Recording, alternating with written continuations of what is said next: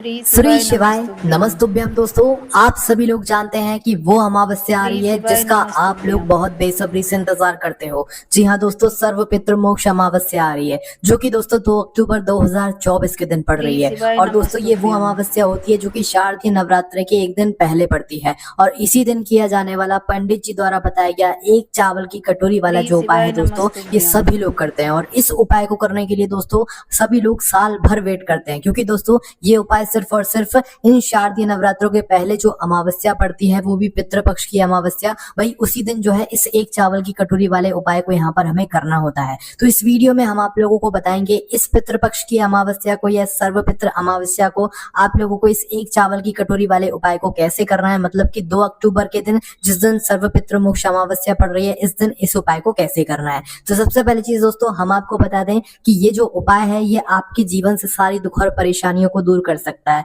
भले ही आप पितृपक्ष में जो 16 दिन होते हैं, इन 16 दिनों में अपने पितरों के लिए कोई कार्य ना कर पाए हो, कुछ भी ना कर पाए हो, श्राद्ध ना कर पाए हो, उन्हें जल ना दे पाए हो, उन्हें भोजन ना करा पाए हो, तो भाई आप लोग मात्र क्या करना कि इस पितृपक्ष की जो अमावस्या पड़ने वाली है 2 अक्टूबर 2024 के दिन, इस दिन मात्र एक चावल की कटोरी वाला उपाय आप लोग कर लेना। पंडित जी ने इस उपाय को बताया हुआ है और ये उपाय सभी लोग हर साल करते हैं और इस उपाय को करने से जो है बहुत सारे लोगों को हर साल फल मिलता है। ठीक है, अगर आप लोग इस उपाय को पहले भी कर चुके हैं तो भी आप लोग इस उपाय को डबल से कर सकते हो, अपने पितरों को प्रसन्न करने के लिए, अपने जीवन से दुख और परेशानियों को दूर करने के लिए। ये वो उपाय है जिस उपाय को करने में आपको भगवान से कुछ बोलने की भी जरूरत नहीं है, वो अपने आप ही आपके जो पितर होंगे, पूर्वज होंगे, उनके ऊपर अपना आशीर्वाद देंगे और आपके ऊपर भी जो है वो अपना आशीर्वाद जरूर देंगे इस एक चावल की कटोरी के वाले उपाय को करने के बाद। ठीक है, तो आइए समझते हैं कि इस एक चावल की कटोरी वाले उपाय को आपको इस पितृपक्ष अमावस्या के दिन कैसे करना है। दोस्तों ये बात आप सभी लोग जानते हो कि सर्व पितृ अमावस्या के दिन जो है आपके पितर इस धरती से जा रहे होते हैं, इसलिए दोस्तों उनको प्रसन्न करके ही आप लोगों को भेजना है ताकि वो आपके जीवन में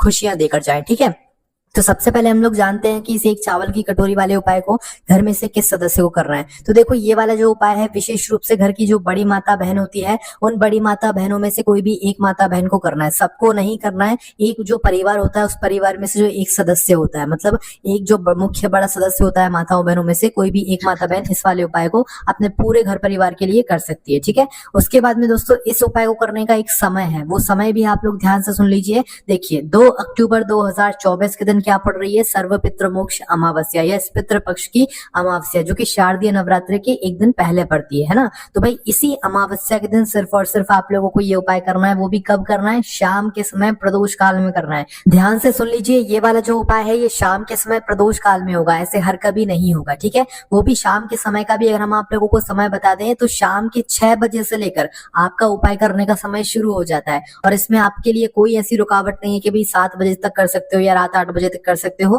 पर उपाय कर रहे हो तो भाई नियम का आपको पालन करना पड़ेगा। इस वजह से जो है आप लोग शाम के 6 बजे से लेकर रात 8 बजे के बीच में कभी भी आप अपने इस उपाय को करना शुरू कर देना। ठीक है, देखो ये वाला जो उपाय है ये पितृपक्ष की अमावस्या की रात्रि से शुरू हो जाएगा और जो शारदीय नवरात्रि की एकम लग जाएगी, मतलब पहला दिन होगा जब सुबह का समय होगा, उस समय पर जो है ये उपाय हमारा पूरा होगा। ठीक है, इसलिए दोस्तों इस उपाय का बहुत ही बड़ा और विशेष महत्व है। तो भाई आप लोगों को सबसे पहले करना क्या है कि अपना जो उपाय है ये शाम के समय करना है। ठीक है, या तो रात्रि के समय भी कर सकते हो। देखो मौका आपको एक बार मिलता है साल में, तो अगर आप लोग शाम के 6 बजे से लेकर रात 8 बजे के बीच में ना भी कर पाओ तो फिर आप लोग रात्रि को 9 बजे, 10 बजे, 11 बजे तक भी कर सकते हो। बस ध्यान रखना कि रात्रि को 12 बजे से पहले पहले आप लोग अपना ये वाला उपाय कर लेना। ठीक है, मतलब पितृपक्ष की जो अमावस्या होगी 2 अक्टूबर के दिन की, उस दिन रात्रि को 12 बजे से पहले पहले आप लोग अपना उपाय शुरू कर देना। बाकी 6, 7, 8 बजे तक कर सकते हो तो और अच्छी बात है ना। बाकी कुछ लोग ऑफिस वगैरह जाते हैं, अपने काम पर जाते हैं तो आने में देरी हो जाती है, तो उन लोगों के लिए ये बात कही गई है कि अगर आप लोग लेट भी हो जाते हो तो 8, 9, 10, 11 बजे तक भी आप लोग जो है अपने इस उपाय को करना शुरू कर सकते हो, है ना। तो देखो इस उपाय को करने के लिए सबसे पहली चीज आप लोगों को ये हम बता दें कि ये वाले उपाय को आपको अपने घर पर ही करना है। ये उपाय को करने के लिए कहीं बाहर नहीं जाना है, क्योंकि अगर हम कोई बाहर का उपाय बताते हैं तो आप सभी लोगों के मन में एक प्रश्न आ जाता है कि अब हम बाहर जाकर ये उपाय कैसे करेंगे, पर ये वाला उपाय आपके ही घर पर होगा, है ना।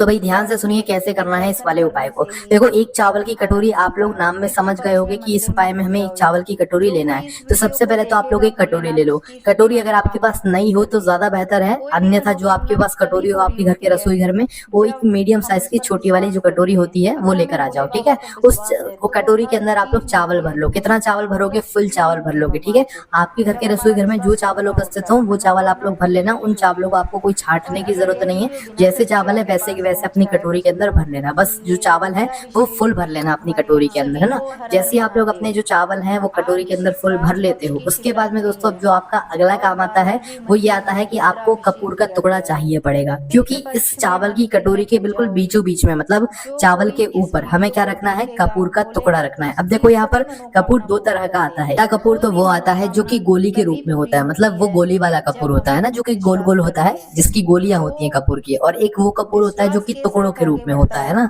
तो भाई आपको जो कपूर मिल जाए, चाहे आपको गोली वाला कपूर मिल जाए तो भी ले सकते हो, चाहे आपको वो टुकड़े वाला कपूर मिल जाए तो भी ले सकते हो। बस आपको ध्यान ये रखना है कि जो आप कपूर ले रहे हो वो असली होना चाहिए, क्योंकि कपूर भी आजकल बहुत तरह का जो है मिलावटी आप लोगों को देखने के लिए मिल जाएगा। तो आप लोग जहां से भी कपूर लाओ उससे बोलना भले ही महंगा दे पर असली वाला कपूर दे, है ना। तो यहाँ पर आप लोगों को असली वाला कपूर लाना है, चाहे मतलब गोली वाला कपूर लाओ चाहे टुकड़े वाला कपूर लाओ। ठीक है, तो कोई सा भी कपूर लाना है आप लोगों को। और करना क्या है, देखो कपूर का अगर टुकड़ा ले रहे हो तो एक बड़ा सा टुकड़ा लेना और उस बड़े से कपूर के टुकड़े को अपनी इस चावल की कटोरी के बिल्कुल बीचों बीच में रख देना। कहाँ पर रखना है? चावल के ऊपर रखना है, चावल के अंदर दबा कर नहीं रखना है। जो आपने चावल की कटोरी भर ली, चावल आपको ऊपर दिख रहा है, तो बस उसी चावल की कटोरी के बिल्कुल बीचों बीच में अपने कपूर का टुकड़ा रख दो, है ना।